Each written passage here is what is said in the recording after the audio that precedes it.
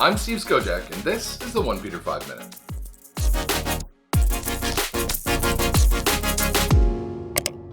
Well, Happy New Year, everyone. Today is Wednesday, January 8th, 2020, and today we're going to talk about just one story that deserves special attention. It was the slap heard round the world. 2 slaps, in fact. At a New Year's Eve event at St. Peter's Basilica, a small woman reached out from the crowd and grasped Pope Francis's outstretched hand while he was walking and looking in a different direction. The sudden and unexpected grip from a woman who was about half the Pope's size apparently pulled him off balance, and he turned on her with a look of pure rage on his face, slapping her hand twice, not at all gently, before pulling free and walking away, glowering. Now, thus far, we don't know who the woman was or what she had to say, because she has not come forward, and honestly, at this point, probably never will. It was an embarrassing moment that made her unintentionally famous. But based on what we can see, she appeared to be desperate to speak with the Pope for some reason. She made a sign of the cross before reaching out to him, and when she noticed that his attention was slipping, she grabbed a hold of his hand. Now, maybe she was overzealous, but she was clearly not attempting to do him harm. We've heard rumors that she was Chinese and that she was trying to speak to him about the difficulties facing Catholics in her country. Difficulties, frankly, that Pope Francis has helped to cause through his Ostpolitik toward Beijing. We've also heard multiple reports that the Pope was heard cursing at her, calling her bad names. The bottom line is, we don't actually know what was said. The audio, from our end at least, is very difficult to make out, and neither her words nor his can be verified. So whatever was said, we do know what we can see, and what we can see is not pretty. Apparently, the Pope agrees, at least in terms of optics, because the following day he issued an apology for his, quote, bad example, and for, quote, losing his patience, though not explicitly for striking the woman. Nevertheless, he went on to say, somewhat bizarrely, that, quote, every violence inflicted on women is a profanation of God, born of a woman. Humanity's salvation came from the body of a woman. By how we treat a woman's body, we can understand our level of humanity. So, partial apology or not, applying his own words, let's ask the question, what is the Pope's level of humanity? The video of the Pope slapping a small female pilgrim is indisputable. He did it. We saw it. There's no question. It's a bizarre sentence, in fact, to even say out loud. The Pope slapped a woman half his size for grabbing the hand that he himself placed into the crowd. I mean, if you don't want to be touched or pulled by people, don't reach your hand out to them. Seems like it's pretty basic, but what do I know? But what has been interesting is the way people have read into the imagery. It's become something of a Rorschach test. Some think that he was totally justified hitting this woman who clearly intended him no harm. You guys, we can't be friends. Men don't hit women. You just don't. Others, like myself, think that this was, obviously, absolutely unacceptable behavior. Now, any number of excuses, justifications, and rationales have been trotted out in order to try to defend what the Pope did. But the imagery in play is about more, even than just this isolated and disturbing incident of a man losing his temper with a woman in a crowd.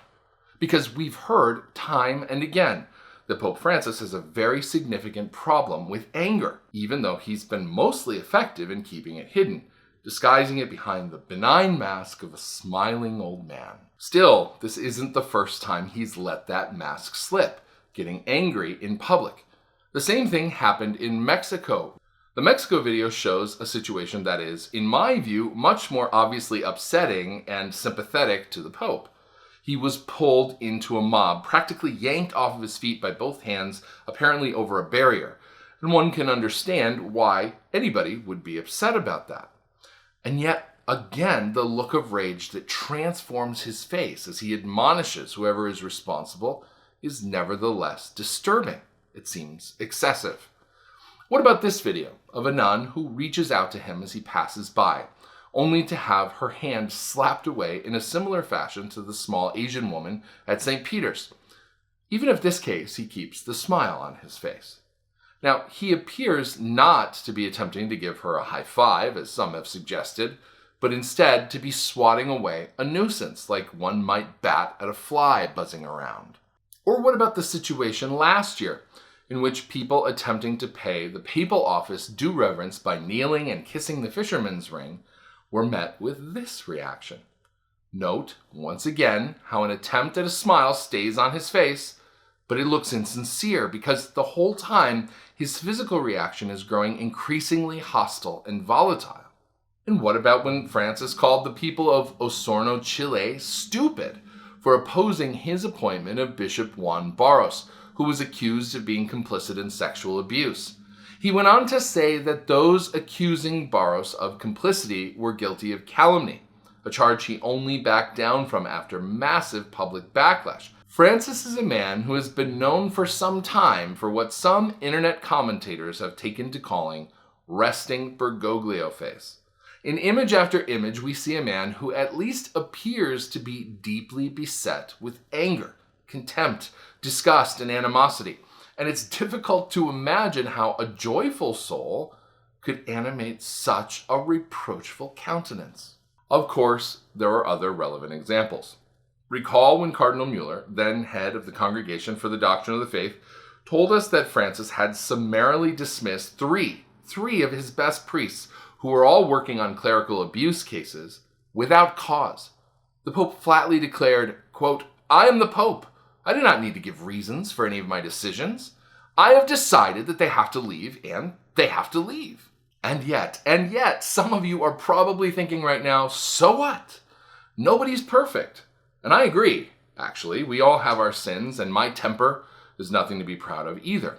On the other hand, as an angry man, I am uniquely aware of how ugly this kind of anger can be, and how the path to virtue demands that we conquer it. It matters more, however, because character matters in an office like the papacy, especially in an office like the papacy. It reflects also directly on our understanding of stories like this one about how Pope Francis handled opposition from some of his cardinals way back in 2016. And at the Vatican, a little controversy. The Vatican spokesman, Father Federico Lombardi, is denying continued reports that Pope Francis became publicly outraged over a letter from 13 cardinals who were critical of the synod process last October. The website OnePeterFive reported this week that an anonymous Roman priest confirmed multiple accounts of Pope Francis lashing out in the dining hall at the Casa Santa Marta, where he lives. The alleged eyewitnesses said the Pope screamed, quote, "Full power has been given to me. I run the show here. Who do these cardinals think they are? I will remove their red hats," end quote. Father Lombardi told the National Catholic Register's Edward Penton via email that the story was, quote, "ridiculous. Who can believe such nonsense? Who can waste time writing about this nonsense, and why?" Now, our reporting about the Pope's anger was dismissed at the time by a Vatican press office that has become almost legendary for its duplicity. But ask yourself, after seeing all these manifestations of his anger, whether you find the Vatican's denial of this story credible or not. These examples, and others like them, matter. They matter because he is the Pope, the Vicar of Christ on earth. He represents a global church of over 1 billion souls, and his every utterance and gesture is broadcast around the world. His example matters more than any of ours, more than yours, more than mine. And the example he sets and the conduct he lives has an effect on those souls who are paying attention. To put it bluntly, he either leads people closer to Christ or he leads them further away. Were he a man given to anger at injustice, at heresy, at sacrilege, at the countless scandals perpetrated by his own closest allies, at idolatry, at the moral and doctrinal corruption within the church, his anger would be viewed as righteous and would probably rally the faithful. But too many examples exist of him happily grasping the hands of the heterodox, defending the idolatrous, appointing and empowering manifestly evil men to positions of power, defending abusers. At the same time, he is given to petty contempt, directed at those who wish to pay reverence to his office or speak to him about their grave concerns, about the damage being done to the faith, or who wish to see clerical abusers brought to justice. He's a man who will give audiences to the depraved while ignoring his own cardinals, who bring him dubia out of a sense of filial duty and piety. He will not say one word about accusations that he himself helped cover up the horrific crimes of one of his most influential and powerful cardinals. And the archbishop who made those claims had to go into hiding for fear of his life. For fear of his life. Francis has made clear to the faithful that he is not on their side. And he is also, in the final analysis, a man who thinks it's okay to hit women who annoy him. And then, like any abuser, tries to cover it up with a convenient apology and an admonishment to his dwindling crowd of followers not to follow his example. That is not a man suitable to lead the Catholic Church. And tragically, this incident is only the latest piece of evidence in an overwhelming list that has already grown far too long. Please remember to like and share this video, subscribe to our channel on YouTube, hit the little bell icon because that's the only way you get notified when new videos are put out.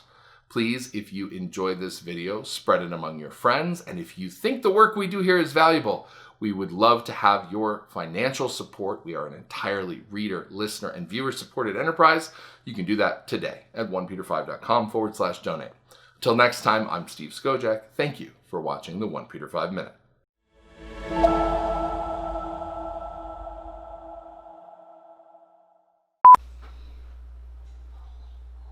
Are you guys seriously looking for bloopers?